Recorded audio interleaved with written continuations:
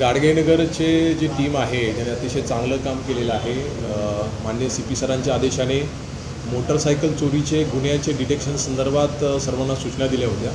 त्या अनुषंगाने PI Girme, PI Mane, PSI Keoti आणि त्यांची संपूर्ण टीम यांनी काही चोरीच्या गुन्ह्याचा आढावा घेतला आणि याच्यामध्ये काही CCTV फुटेज आणि बाकी तांत्रिक तपास करून एका आरोपीचं नाव निष्पन्न झालं। त्याला ताब्यात घेतल्यानंतर त्याने 12 मोटरसायकलची रिकव्हरी दिलेली आहे।